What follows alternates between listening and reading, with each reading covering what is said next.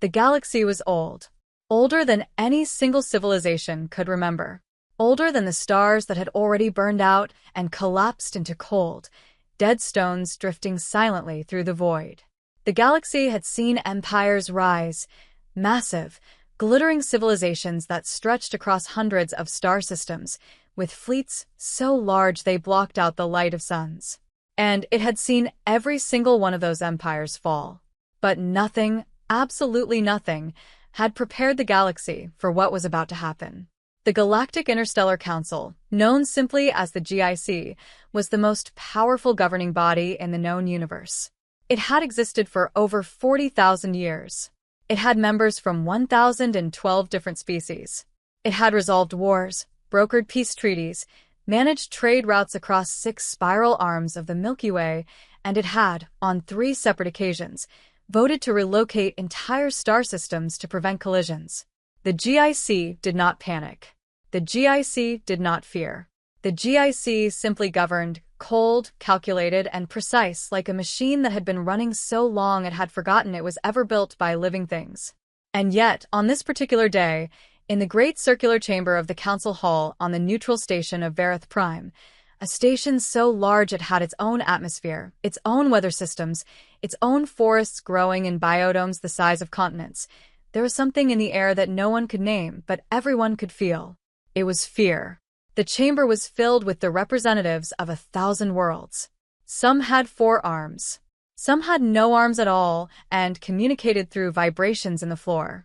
Some were so large they sat in special reinforced pods that projected their image as a hologram because their physical bodies were too massive to fit through the station's corridors.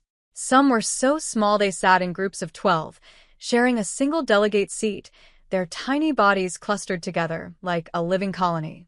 But all of them, every single one, had their eyes or their sensory organs or their vibrational receptors or their electromagnetic antennae, all pointed toward the center podium. Because today the agenda had only one item: the human problem. Grand Arbiter Zeth Coral stood at the central podium. Zeth Coral was a Velhari, a species that resembled tall, silver-skinned beings with 4 eyes arranged in a perfect diamond pattern on their face. The Velhari had been the dominant species in the GIC for 6,000 years. They were calm, ancient, wise, and deeply, deeply respected. Zeth Coral had lived for 300 years. He had handled the brood wars of the Orion Spur. He had personally negotiated the end of the Keth massacre. He had once stood between 2 fleets of a combined 12,000 warships and convinced them both to stand down using nothing but words. Today, his 4 hands were trembling. Representatives of the Galactic Interstellar Council, he began, his voice carried through the universal translation system that turned his Velhari tones into the native language of every species present. We are gathered today because a situation has developed that requires our immediate and collective attention. He paused. 3 months ago, the Dracorath Empire launched an unprovoked assault on the human colony of Kepler Station 7, located in Sector 9 of the Outer Spiral. The assault was decisive, brutal, and by all military calculations, it should have been final. The chamber was so quiet you could hear the hum of the station's life support systems. It was not final, Zeth Coral said quietly. What happened next is the reason we are all here today. He pressed a button on the podium. The lights in the chamber dimmed. A massive holographic projection filled the air above the council floor, so large that every delegate in every tier of the circular chamber could see it clearly. It showed space. And then it showed what the humans had done. And the chamber that had survived 40,000 years of galactic politics, the chamber that had never once broken into uncontrolled noise during an official session, erupted. 6 months before the council session, on the edge of known space, the Dracorath Empire had made a decision. The Dracorath were a warrior species. They were reptilian in appearance, 8 feet tall, covered in dark armored scales that could deflect low-caliber weapons, with arms built like industrial machinery and teeth that could bite through titanium plating. They had conquered 47 star systems over the course of their 2,000-year military history. They did not negotiate. They did not compromise. They identified a target, calculated the cost of conquest, and if the numbers were favorable, they attacked. Supreme Warlord Kragven sat in the command throne of his flagship, the Eternal Dominion, a vessel 3 kilometers long, bristling with weapon systems that could crack a planet's crust from orbit. Around him, his war council stood at attention.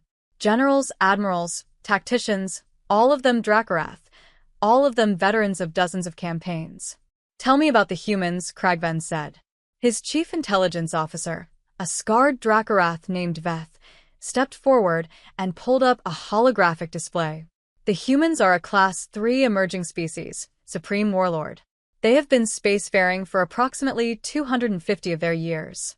They occupy 43 colony worlds, 3 space stations, and 1 home planet, a small, wet, unremarkable rock they call Earth." "Military strength?" Kragven asked. "Modest," Beth said. "By GIC standards, they are considered a minor power. Their largest warship class, what they call a dreadnought, is approximately half the size of our standard battle cruiser. Their weapons technology is functional but unimpressive. Their shields are adequate, but not exceptional." Kragven leaned forward. "And Kepler Station 7? A colony of approximately 40,000 humans. Mining operations primarily. They extract rare minerals from the asteroid belt in that sector. The station itself has a small defense fleet, 12 vessels, none larger than a frigate.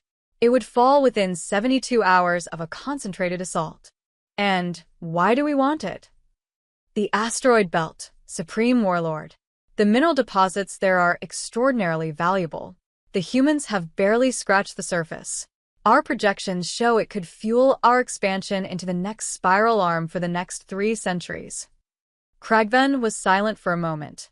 His dark eyes moved across the holographic display, the small, isolated human colony, sitting out there on the edge of space, 40,000 souls who had no idea what was coming. "What about the human response?" one of his generals asked. "If we attack a GIC member species?" "The humans are not full GIC members," Beth interrupted. "They hold observer status only. They have been in the evaluation period for full membership for the past 30 years. They have no mutual defense treaty with any GIC species. No one is obligated to come to their aid." The general nodded slowly. "And the humans themselves? Their wider military?" Veth almost smiled, a rare expression on a Dracorath face. "That is the most interesting part, General. The humans have a psychological quirk that works in our favor. They are deeply divided among themselves. Their 43 colonies do not share a unified military command structure. Each colony has its own defense force.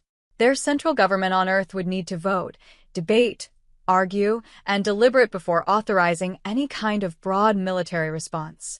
"How long would that take?" Kragven asked. "Based on our intelligence of human political behavior? Months. Possibly longer. By the time they agree on anything, Kepler Station 7 will be ours, fortified, and legally complicated to reclaim. We will offer them a negotiated settlement, keeping the station in exchange for mineral rights.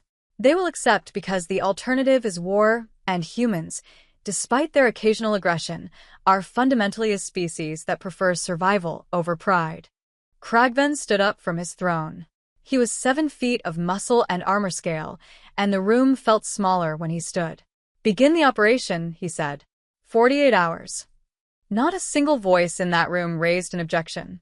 Not one of them. Not Kragven. Not Veth. Not any of the decorated generals and admirals who had fought across dozens of worlds had ever bothered to ask the one question that might have saved them. Had any species ever attacked a human colony before? And if so, what happened to them? There was an old Velhari saying, one that Zeth Coral had heard from his grandfather, who had heard it from his grandfather, who had been alive when humanity first entered the stars. The human is not a predator that hunts. The human is something far more dangerous. It is the prey that decided it was done being hunted. But the Dracorath had never spoken to the Velhari about humans. And so, 48 hours later, 312 Dracorath warships dropped out of faster-than-light travel and surrounded Kepler Station 7. And Kragven waited for the humans to beg. Commander Sarah Reyes had been awake for 19 hours when the proximity alarms started screaming. She was 41 years old, with dark hair cut short for zero-gravity practicality, sharp brown eyes that missed nothing, and the kind of posture that said she had been in uniform since she was 18, because she had. She was the commanding officer of Kepler Station 7's Defense Force, a job she had taken 4 years ago because she genuinely loved the station, loved the asteroid belt, loved the 50,000-ton mining ships that moved through the rocks like patient silver whales, pulling wealth from the void. She loved the 40,000 people who lived here. She did not love the sight of 312 alien warships materializing out of faster-than-light travel and forming a perfect siege formation around her station. "Talk to me," she said, her voice completely steady, walking onto the bridge with a coffee cup in her hand that she had absolutely no intention of putting down. Lieutenant Marcus Webb, her tactical officer, 26 years old, brilliant, and currently the color of old chalk, looked up from his console.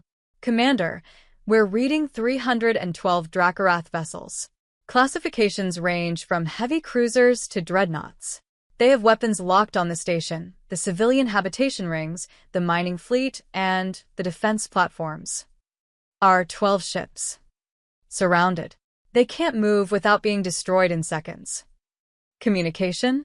They're hailing us, Commander. Audio only. Universal translation is active." Reyes set her coffee down on the armrest of her command chair. She sat down. She straightened her jacket. She took a slow breath. "Put them through," she said. The voice that came through the speakers was deep, graveled, and spoke with the particular authority of someone who had never once in their life been told no. "I am Supreme Warlord Kragven of the Dracorath Empire. You are surrounded. Your defensive capability is 0. Your communication arrays are being jammed. You cannot call for help. You have 2 choices. Surrender the station and its mining operations to Dracorath Authority, and your people will be transported safely to the nearest human world. Or resist, and we will reduce the station to atoms. You have 1 hour to decide." The channel clicked off. The bridge was silent. Reyes looked at Webb. "Can we get any signal out?" "They've jammed almost everything, Commander. Standard channels, emergency frequencies, GIC distress bands, all blocked." Webb hesitated. "Almost everything." Reyes caught that word. "Almost." Webb pulled up a technical schematic. "There's a maintenance communication relay, deep in the station's engineering core. It runs on a frequency that predates GIC standard protocols. It's so old and obscure that the Dracorath jammers weren't calibrated to block it. It's slow. Incredibly slow. It can only transmit a very small amount of data, but it can get a signal out." "To where?" "With the power we can spare? It'll reach a GIC relay station in Sector 7. From there, it'll bounce through the network." He paused. "It'll reach Earth in approximately 6 hours. 1 hour to decide. 6 hours for the signal to reach Earth." The math was not in their favor. Reyes leaned back in her chair. She looked at the main viewport, at the 312 warships hanging in the darkness outside like a wall of metal and death.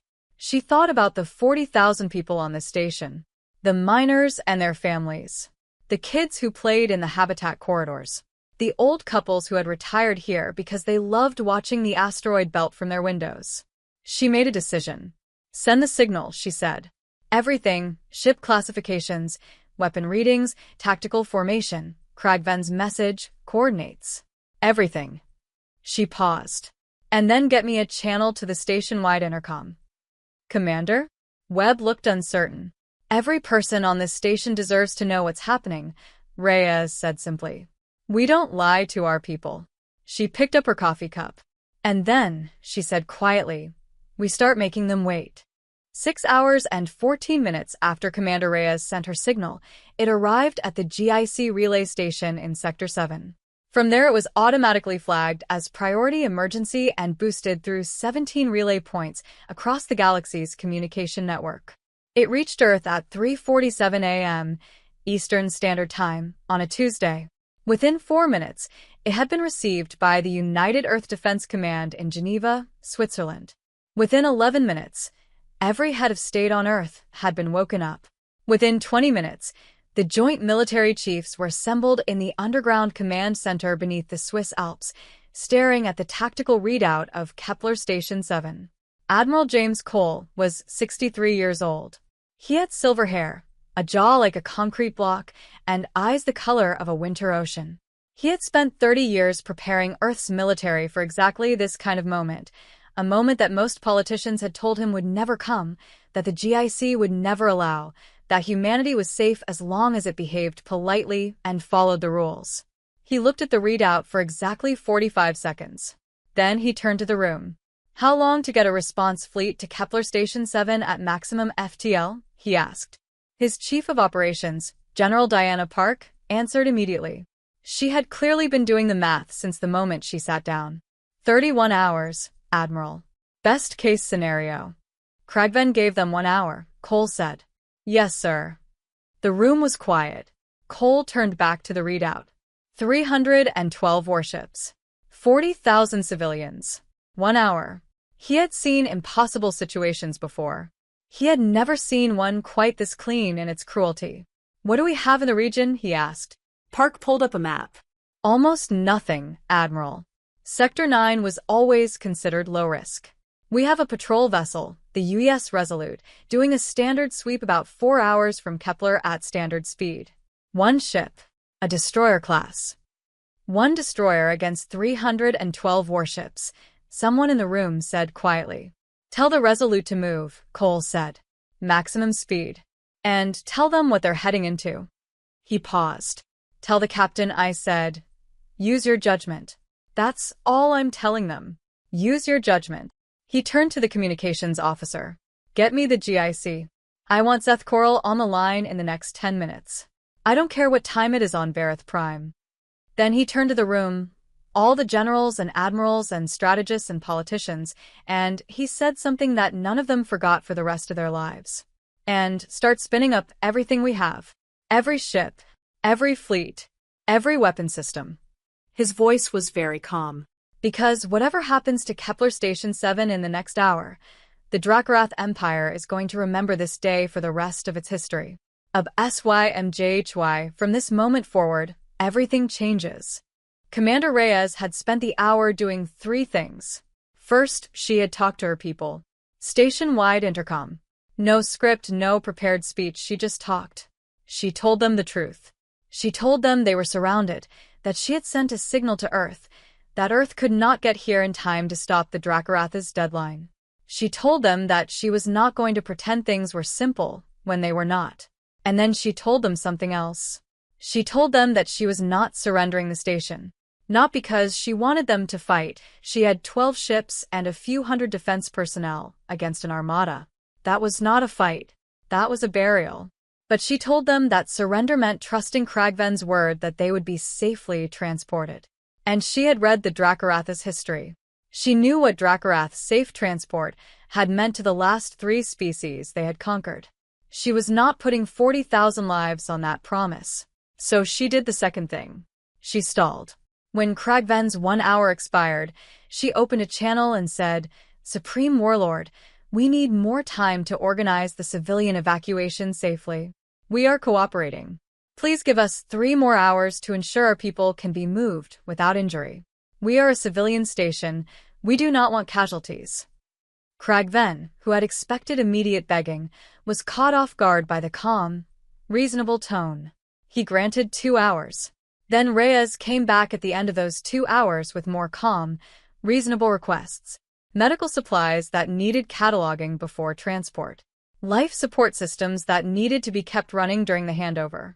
Structural integrity questions that needed engineering assessments. She was magnificent. She was infuriating. She was buying every minute she could. And while she stalled, she did the third thing. She talked to her 12 ship captains. Privately. One by one. She did not order them to fight. She told each of them exactly what she saw, exactly what she believed was coming, and exactly what she thought their options were. And then she asked them, not as their commander, but as a person, what they wanted to do. Every single one of them said the same thing. We stay. We fight. We make them earn it.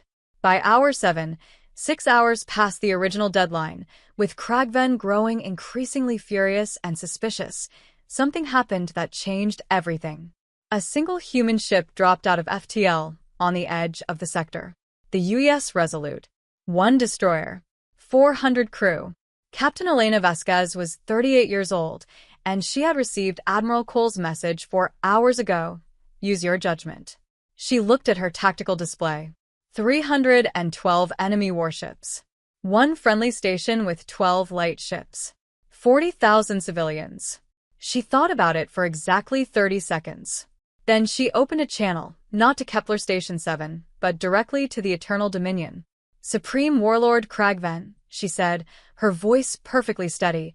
This is Captain Elena Vasquez of the UES Resolute, United Earth Defense Force. I am ordering you to stand down and withdraw from human territory. You have 30 minutes to begin your withdrawal. The silence that followed lasted almost 10 full seconds. And then Kragven started laughing. Kragven laughed for a long time. It was the kind of laughter that filled a room. Deep, rumbling, almost theatrical. Around him, his bridge crew exchanged glances that mixed amusement with the faintest, most carefully hidden discomfort, because there was something about the human captain's voice that none of them could quite identify. Something in it that didn't sound like bravado. Something that sounded almost like she was the one who knew something they didn't. 1 ship, Kragven said, still laughing. They sent 1 ship. He opened the channel to Vasquez. Captain, I respect the theater. Truly. But I have 312 warships. You have 1 destroyer. Are you genuinely issuing me an ultimatum, or is this some kind of human ritual I'm not familiar with? Vasquez's voice came back immediately. It is not theater, Supreme Warlord. It is a warning, the kind you only get once. More laughter from the Dracarath crew. A warning, Kragven repeated. He was enjoying this. And what exactly are you warning me about, Captain? That your 1 ship will destroy my fleet. No, Vasquez said. I'm warning you about what comes after I call in my position. Kragven stopped laughing. Something in those words. He turned to Veth. Have they transmitted anything since arriving? Veth checked his console. His scales shifted, a Dracarath expression of unease. They broadcast a short-range signal the moment they dropped out of FTL, Supreme Warlord. We assumed it was an identification beacon. But he paused. It was also a precise positional update. Coordinates, timestamp, full tactical picture of our formation. Sent on a GIC emergency frequency. Where did it go? To every GIC relay in this sector. And to Earth's military command network directly. Kragven leaned forward slowly. And how fast does Earth's military move, Veth? When one of their ships sends a distress coordinate. For the first time since this operation began, Veth looked genuinely uncertain. Supreme Warlord, our intelligence on human military response times was based on their political decision-making process. The time it takes their government to authorize a military response. Yes, our estimate was months. But that estimate assumed the decision would go through civilian government channels. Veth's voice became very quiet. I have just found a piece of information in our intelligence database that I am ashamed to say I did not prioritize before now. Tell me. 3 years ago, the human government passed something they call the Kepler Doctrine. After a piracy incident in Sector 11, they granted their military, specifically their admiral in command of Deep Space Defense, the unilateral authority to respond to attacks on human colonies without waiting for a full government vote. Veth looked at the Supreme Warlord. Admiral James Cole can deploy their entire fleet without asking anyone's permission. The bridge was silent. How big, Kragven said very carefully, is their entire fleet? Veth pulled up the numbers. And for the first time in his 200-year life, Supreme Warlord Kragven felt something unfamiliar move through his chest. He had studied the humans' patrol ships, their colony defense forces, their small, scattered frontier vessels. He had never thought to look, at what the humans had been quietly building at home, at Earth, at Mars, at the 7 massive shipyard stations in the Sol system that had been operating at full capacity for the past 40 years. The number of ships was not modest. The number of ships was not a minor power. The number of ships was what happened when a species that had spent all of its history fighting wars with itself with weapons designed to kill other humans, refined over centuries of brutal, inventive, catastrophic self-conflict, turned all of that violent creativity outward and started building a military for space. Supreme Warlord, Beth said, very quietly, we may have made an error in our assessment. Captain Vasquez had not moved from her command chair in 11 hours. The Resolute sat between the Dracorath Armada and Kepler Station 7, a single gray ship in the darkness, 400 souls, guns hot, shields at maximum. Her crew had not said much since they arrived. There was a particular quality of quiet that falls over people when they are doing something that might be the last thing they ever do, and they have decided to do it anyway. Her first officer, Lieutenant Commander David Chen, stood at her right shoulder. He was 32, meticulous, and had a habit of running probability calculations in his head even when no one asked him to. I've been running the numbers, he said quietly. I know, Vasquez said. If they decide to just fire. I know. We have maybe 40 seconds before. David, she said gently, I know. He was quiet for a moment. You really think they won't fire? Vasquez kept her eyes on the tactical display. 312 ships, hanging there, not moving. It had been 4 hours since she had issued her ultimatum. Kragven had gone completely silent. That silence told her everything. He was on the line with someone. He was getting information. He was recalculating. Good. The Dracorath are warriors, she said. But warriors are not stupid. They don't attack when they don't know what they're walking into. Right now, Kragven is trying to figure out if I'm bluffing. She paused. And the longer he takes to figure that out, the more time Earth's fleet has to get here. And are you bluffing? Chen asked. Vasquez smiled for the first time in hours. It was a small, tired smile. What do you think? Chen looked at her for a moment. Then he looked at the 312 warships. Then he looked back at her. I think, he said slowly, that even if you are bluffing, you don't feel like you are. And I think Kragven can't tell the difference. That, Vasquez said, is exactly the point. Meanwhile, on Kepler Station 7, Commander Reyes was doing something that no one on her bridge expected. She was sleeping. Not because she wasn't afraid. Not because she thought everything was fine. But because she had been awake for 30 hours, her people were watching her, and she had learned long ago that a commander who cannot rest cannot lead. She had set a 4-hour alarm, handed the bridge to her second officer, and gone to her office and lain down on the small cot she kept behind her desk. She was asleep in 3 minutes. And while she slept, the 40,000 people of Kepler Station 7 waited. Parents held their children. Old couples sat together in their quarters watching the stars through their windows. The miners who had spent their whole careers out here in the asteroid belt gathered in the common areas, sharing coffee and silence, and the particular unspoken communication of people who had worked in dangerous places their whole lives and knew how to be still while waiting to find out if they would survive. None of them panicked. None of them rioted. None of them gave up. They just waited. And in the darkness beyond the station, 312 warships waited too, for a decision that their supreme warlord was increasingly unable to make. Then, at hour 13, something appeared on every sensor array in the sector. Not one ship. Not 10. Not 50. At the edge of the sector, dropping out of FTL in a sequence that took 4 full minutes because there were so many of them, came the vanguard of the United Earth Defense Fleet. 240 ships. And behind them, the signal said, came the rest. The arrival of the Earth fleet was not like anything Kragven had expected. He had prepared himself, mentally, emotionally, for the possibility that the humans might send reinforcements. He had even prepared for the possibility that those reinforcements might be significant. He had built contingency plans. He had run projections. He had told himself that even if the humans responded in force, the Dracorath were the superior warriors, the superior tacticians, the 240 ships, was the vanguard. The vanguard. When the full fleet count came in, his tactical officer read the number out loud, and then immediately read it again because he could not believe he had read it correctly the first time. Over 900 human warships had arrived in Sector 9. They had done it in 31 hours from the moment Earth received Commander Reyes' signal. 900 ships from a species that had been in space for 250 years. a species that the Dracarath intelligence services had categorized as a minor power with modest military strength. Kragven stared at the tactical display for a long time. Where did they all come from? He asked. His voice was very quiet.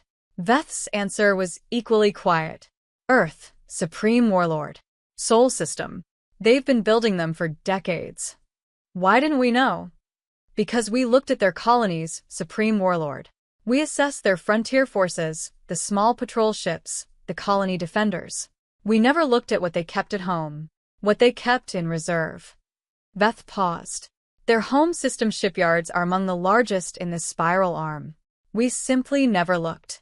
Admiral Cole's flagship, the U.S. Endurance, a vessel that was larger than Kragven's own Eternal Dominion, moved to the front of the human formation. A signal came through. Supreme Warlord Kragven. Admiral Cole's voice was deep and unhurried, like a man who had been expecting this conversation and had already decided how it would end. I'm Admiral James Cole, United Earth Defense Command. I see you've been having a conversation with Captain Vasquez. I hope she's been hospitable. A pause. Here's where we are. You have 312 ships. I have 904. More are on the way. I left in a hurry, and not everyone could keep up. Your fleet is surrounded. Kepler Station 7 is under our protection, and I have authorization to use every weapon at my disposal to ensure the safety of 40,000 human civilians. The channel was open. Every ship in both fleets could hear this. Now, Cole continued, I have a choice in front of me, and so do you. My choice is whether I destroy your fleet here, today, as an act of defense of human life, which I am fully legally authorized to do under both human law and GIC emergency provisions, or whether I allow you to withdraw. He paused again. Your choice is simpler. You can withdraw, and this ends. Or you can fight, and it also ends, just differently. Kragven's hands were gripping the arms of his command throne so tightly his claws were leaving marks in the metal. 312 ships. 904. And still more coming. He opened the channel. Admiral Cole, he said. Before you speak, Cole interrupted, very gently, very calmly. I want you to think about something. Not about today. Think about what happens after today. Because if you fire a single weapon at that station, if one human life is lost, Caro, I want you to understand what that means. Not just for your fleet. For your empire. He let that word sit in the air for a moment. The humans will never let you flee, Cole said. If you harm our people, there is no corner of this galaxy where your ships will be safe. There is no treaty that will protect you. There is no negotiation that will save you. You will have started a war with a species that spent thousands of years making war on itself, and we are very, very good at it. His voice dropped to something almost conversational. We don't want that. You don't want that. So, what's it going to be? The longest silence in Dracarath military history lasted 4 minutes and 22 seconds. Kragven sat in his throne. His war council stood around him. Not one of them spoke. Not one of them moved. The tactical display showed 904 human ships in a formation so precise, so disciplined, so clearly the product of serious military planning that it was almost beautiful in its terrifying geometry. Kragven was a warrior. He had been bred for war, trained for war, lived his entire life inside the logic of conquest and strength. And the logic of conquest said very clearly, you do not fight a battle you cannot win. But there was something else happening inside him, something that had nothing to do with tactics or numbers or strategic calculations. He was thinking about the one human ship, the Resolute, one destroyer, 400 people, sitting between his armada and that station, not because they had any realistic chance of survival if he fired, but because they had decided that 40,000 lives were worth their 400. Because their captain had looked at 312 warships and issued an ultimatum anyway. Because they had simply refused to be the size of what he saw them as. HFY from that moment forward, he would never look at a human ship the same way again. He had made an error. Not a tactical error, not an intelligence error, though those were real. He had made a fundamental error of understanding. He had looked at humanity's numbers and seen a minor power. He had never looked at humanity's character. Admiral Cole, he said at last. I'm here. Cole's voice came back immediately. You said I have a choice, Kragven said, between withdrawing and fighting. He paused. I have one question before I give you my answer. Ask it. If I withdraw, if I take my fleet and leave the sector, what happens next? Between our peoples? A pause on Cole's end. Shorter than expected. That depends on what you do in the next 10 minutes, Cole said. If you leave peacefully, with no harm to the station or its people, then we take the matter to the GIC. There are laws that were broken here, laws about attacking non-combatant civilian installations, laws about jamming emergency communications. There will be consequences. But they will be legal consequences. Negotiated ones. The kind that don't involve your fleet being destroyed. And if we had fired? Kragven asked. If we had attacked the station? A longer pause this time. Then we would have followed you home, Cole said simply. Kragven closed his eyes. He thought of his 47 conquered worlds. He thought of the Drakkarath Empire, 2,000 years of history, of expansion, of warfare. He thought of his homeworld, its cities, its people, its children. He thought of 904 ships. And more coming. He opened his eyes. Admiral Cole, he said, the Drakkarath Empire withdraws from this sector. We will not fire on the station. We will not harm the civilians. He paused one final time. You are a formidable people. We're just people, Cole said quietly. But we protect our own. The Eternal Dominion powered down its weapons. One by one, across the Drakkarath formation, 312 ships did the same. And then they turned and began to move away. On the Resolute, Captain Vesquez watched them go. She realized her hands were shaking, not from fear, but from the release of 17 hours of absolute, sustained will. She gripped the arms of her chair and breathed. David Chin put a hand on her shoulder. He didn't say anything. He didn't need to. On Kepler Station 7, Commander Rhea's alarm went off. She woke up, walked back onto the bridge, looked at the tactical display showing 900 human ships and 312 retreating Drakkarath vessels, and picked up her coffee. Good, she said, and drank. This was the moment. This was what Zeth Coral had been showing the council. The holographic display above the chamber floor showed the full tactical record of Kepler Station 7. The arrival of the Drakkarath fleet. The 17 hours of stalling. The Resolute, one destroyer, positioning itself between 312 warships and 40,000 civilians. The arrival of the Earth fleet. The withdrawal. And the Council of 1,000 Worlds had lost all composure. The noise was extraordinary. 1,000 species talking, vibrating, clicking, humming, projecting, broadcasting at the same time, an overwhelming wall of sound and signal and light that filled the chamber, like a physical thing. Zeth Coral let it go on for exactly 2 minutes. Then he brought down the council's silence gavel, a ceremonial object that sent a subsonic pulse through the entire chamber, felt by every species regardless of their sensory biology, and the room fell quiet. Representatives, he said, what you have just witnessed is the most significant military event in the last 500 years of GIC history. He let that settle. The Drakkarath Empire attacked a GIC observer state without provocation, without declaration, and without legal authority. They were repelled, not by GIC intervention, not by treaty allies, but by the humans themselves. He looked out at the chamber. I have been in contact with Admiral Cole. He has requested nothing. He has made no demands. He has asked only that the GIC acknowledge what happened and apply the relevant laws to the Drakkarath Empire. From the Drakkarath delegate's position in the chamber, a large pod near the back, where their representative had been sitting in rigid silence through the entire presentation, a voice came. The Drakkarath Empire acknowledges the events at Kepler Station 7, the delegate said.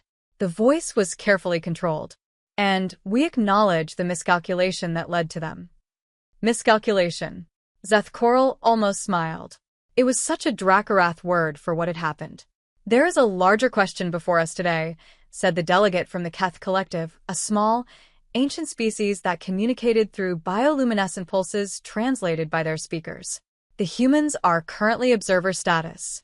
After what we have just seen, the light pulse paused meaningfully. Should they remain so? The chamber erupted again.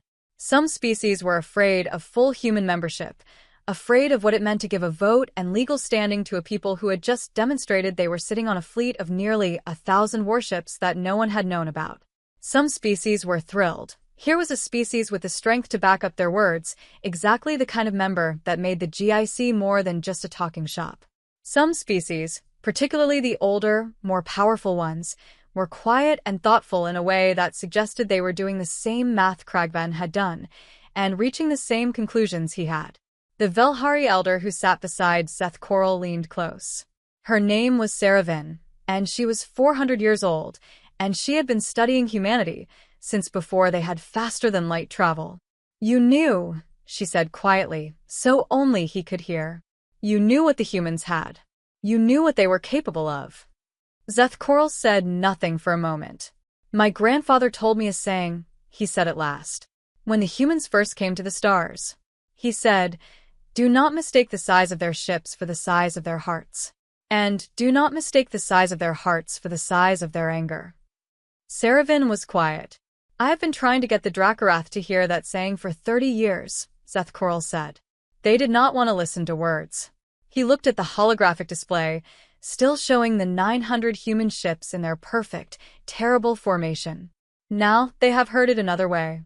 3 weeks after the withdrawal from Kepler Station 7, Supreme Warlord Kragven did something that no Dracorath Supreme Warlord had done in recorded history. He requested a personal meeting with a human. Not a negotiation. Not a formal diplomatic session. A meeting.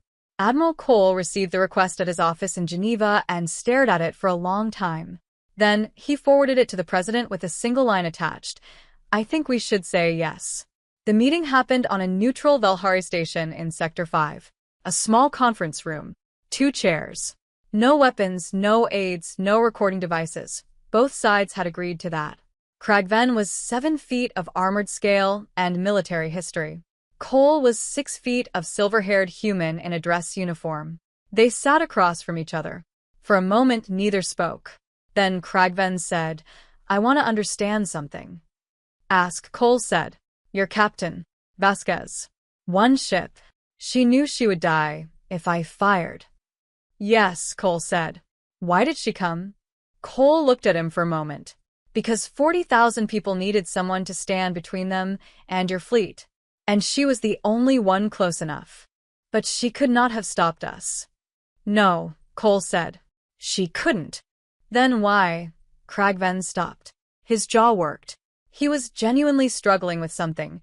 This being who had spent 2 centuries understanding the universe entirely through the lens of strength and conquest, trying to process a form of logic that had no place in that framework. Why did she come if she could not win? Cole was quiet for a moment. "Supreme Warlord," he said at last, "we have a word. Caro. It doesn't translate perfectly. It means something like, do it anyway. Do the thing that needs to be done even when the numbers say you shouldn't. Even when you can't win. Even when you might not come back." He paused. "It's not strategy. It's not calculation. It's just, this is the right thing to do, so I'm going to do it and everything else is secondary." Kragven was silent for a long time. "That is not a military doctrine," he said finally. "No," Cole agreed. "It's something older than that." "It's dangerous," Kragven said. "Extremely," Cole said. Another silence. Then, "You said, if we had fired, you would have followed us home." "Yes," Cole said. "You would have destroyed the Dracorath Empire." Cole looked at him steadily. "We would have tried. Whether we would have succeeded, I don't know. Wars are unpredictable. We might have lost. We might have won. But we would not have stopped." He leaned forward slightly. "That is the thing you need to understand, Kragven. We are not the most powerful species in the galaxy. We might not even be the most intelligent. But we are very, very hard to make stop." Kragven looked at him for a long time. And then slowly he nodded. "I have been a warrior my entire life," he said. "I have conquered 47 worlds. I have never, not once, felt what I felt when I saw that destroyer sitting in front of my fleet." "What did you feel?" Cole asked. Kragven was quiet for a moment. Then he said a single Dracorath word, a word that, when translated, meant something that no Dracorath had ever used to describe a non-Dracorath species. It meant respect. 1 year after the Kepler Station 7 incident, the Galactic Interstellar Council voted on the question of human membership. The vote was not close. 947 in favor, 62 abstentions, 5 against. Humanity became the 1013th full member of the Galactic Interstellar Council. There were celebrations on every human world. On Earth, people filled the streets. On Kepler Station 7, still mining its asteroid belt, still running, still standing, Commander Sarah Reyes watched the vote count come in from her office, a fresh coffee in her hand, and allowed herself a smile that no one was there to see. Captain Elena Vasquez was promoted to admiral that same day. When reporters asked her how it felt to have faced 312 warships with one ship, she said simply, "I wasn't thinking about the odds. I was thinking about the 40,000 people behind me." Admiral Cole retired 6 months after the vote. He gave a short speech at his farewell ceremony that people quoted for decades afterward. "The galaxy thought it knew what we were," he said. "They looked at our small colony ships and our frontier patrols, and they saw a young species, minor strength, easy target. What they didn't see, what they never bothered to look for, was what we'd been through to get here. Every war we ever fought with ourselves. Every terrible, catastrophic, world-ending war. We didn't survive those because we were lucky. We survived them because we refused to stop." He paused. "We brought all of that with us when we came to the stars. All of it. The stubbornness, the anger, the absolute, bone-deep refusal to give up on each other." Another pause. "I think the galaxy is still processing that." The galaxy was. In the Dracorath Empire, something unprecedented happened over the following years. Slowly, carefully, painfully, the way all real change happens in warrior cultures, Kragven began to push for reform. Not because he had become soft. Not because he had abandoned his identity as a warrior. But because his meeting with Cole had shown him a form of strength that his entire civilization had overlooked. The strength to stand when you cannot win. The strength to protect when you are afraid. The strength to stop. It would take generations. It would not be easy. There were Dracorath who hated Kragven for it, who called him a coward and a traitor. There were moments when he wondered himself.